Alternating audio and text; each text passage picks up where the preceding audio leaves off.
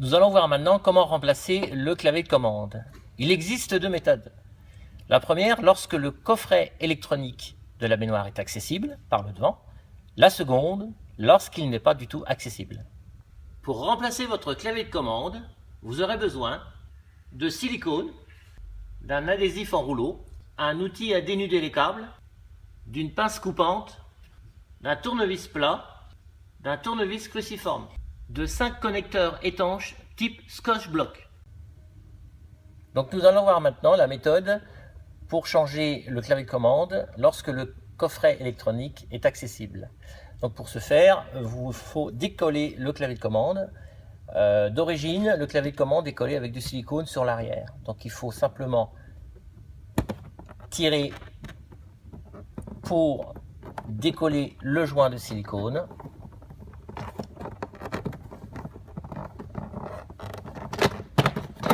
Voilà.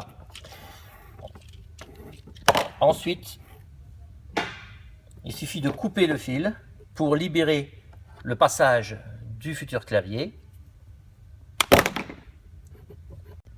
et de passer le nouveau clavier avec son câble dans son emplacement.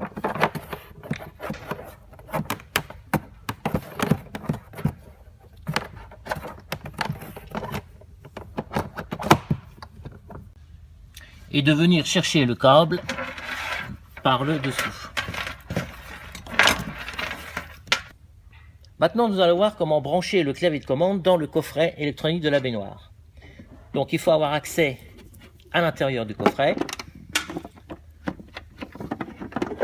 Voilà. Alors, le câble est branché directement sur un petit connecteur. Alors, il est intéressant de voir ce connecteur. Il y a un petit détrompeur qui indique le sens de connexion. Il suffit de débrancher et dévisser le pressé-toupe. Alors le pressé-toupe, c'est ce qui en étanche le câble dans le coffret. Voilà, on le repasse directement à l'intérieur. On prend donc le nouveau câble. Voilà, on remet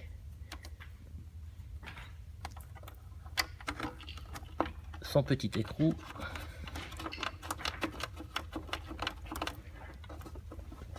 Et toujours bien prendre soin de le brancher dans le bon sens. Voilà, ensuite nous pouvons refermer donc le coffret directement. La deuxième méthode consiste à changer le clavier de commande lorsque nous n'avons pas accès à la carte électronique de la baignoire. Pour ce faire, il suffit de décoller le clavier de commande tel qu'il était, ensuite de récupérer le maximum de longueur de fil, car le fil est fixé à l'arrière de la baignoire par des petits colliers, et nous allons voir ensemble comment faire. Donc en fait, il suffit tout simplement de retirer le maximum de longueur de fil et de se préserver le maximum de longueur pour pouvoir faire notre connexion étanche. Donc il suffit de couper le câble, bien prendre soin de prendre un adhésif pour empêcher le câble de tomber sur l'arrière de la baignoire.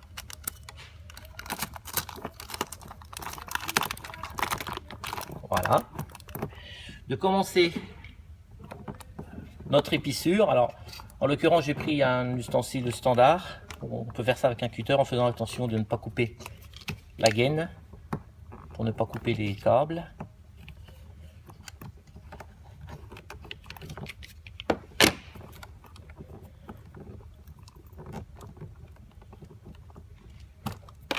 Voilà. On vient récupérer les 5 couleurs du câble principal du clavier. Voilà. Ceci étant une tresse qui ne sert en l'occurrence à rien dans ce domaine. On vient ensuite faire la même chose au niveau du nouveau clavier de commande. En prenant bien soin de ne pas couper les fils de couleur. Voilà, donc on récupère nos couleurs identiques à celui-ci. Voilà, donc on a le blanc, le gris, le jaune, le vert et le brun. Ensuite, nous avons nos connecteurs étanches. Donc là, en l'occurrence, c'est une marque standard, c'est du Scotch Block. Donc ce principe est simple pour ce connecteur. Alors, tous les connecteurs étanches sont bien évidemment compatibles, mais celui-ci est très facile. Vous avez donc un petit curseur dessus et c'est transparent. Ça permet effectivement, lorsqu'on a un fil à brancher, de voir jusqu'à quelle longueur est-ce que nous avons la connexion. Donc là, je vais réaliser la connexion avec le fil jaune. Voilà, donc j'ai mis le premier fil jaune dans le connecteur. Ensuite, je récupère le second fil jaune du clavier de commande. Évidemment, avec une petite pince, par la suite, nous venons presser ce petit curseur pour venir sertir. Voilà, ici on a un petit gel qui sort et qui rend étanche la connexion. Donc tous les connecteurs étanches sont compatibles, mais là bon, j'ai pris cela. Voilà, donc je réalise cette opération sur toutes les couleurs.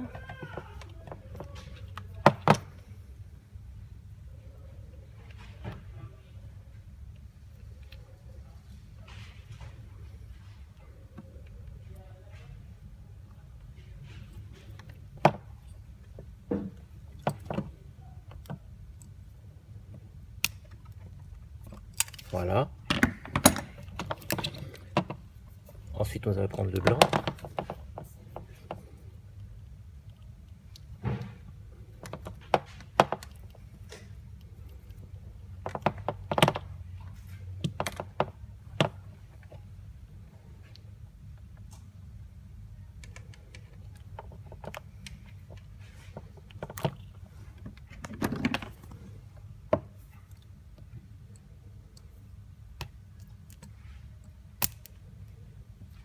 Voilà.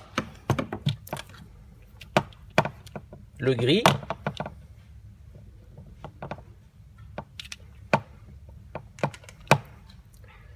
Alors ça se réalise très facilement. Il n'y a pas besoin d'avoir d'outillage technique.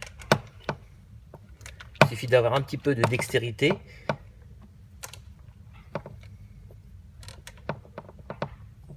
Voilà.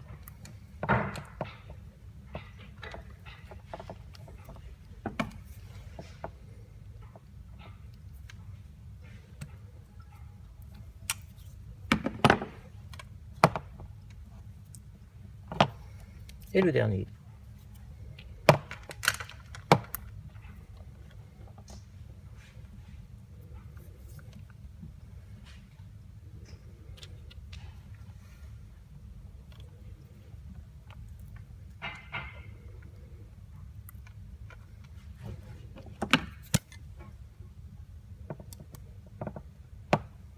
Alors attention, hein.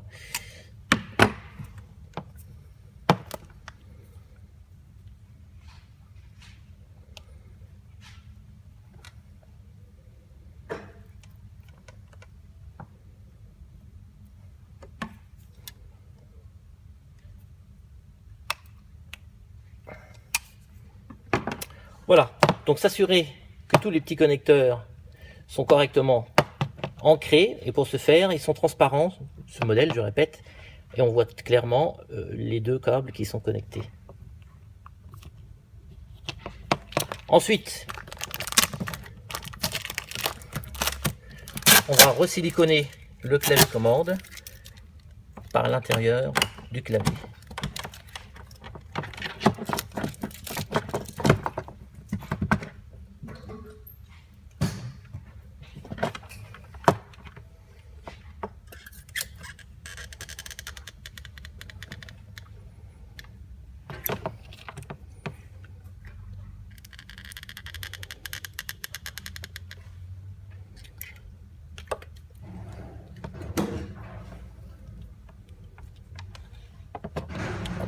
Voilà, donc bien appliquer le silicone, bien écraser pour que le silicone soit bien en contact. Voilà. On profite de l'occasion que le silicone est encore humide pour retirer le surplus.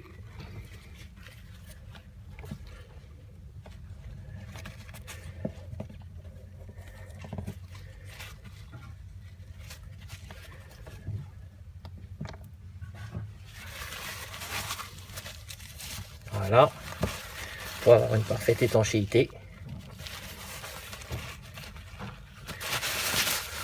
Alors, et la petite astuce, on met un adhésif pendant 24 heures à peu près pour maintenir le clavier en position bien fermement. Ainsi, il sera bien étanche. Voilà, 24 heures se sont écoulées. Vous pouvez retirer votre scotch du clavier de commande en toute sécurité. Alors bien le maintenir. Voilà, toujours bien fermement. Voilà.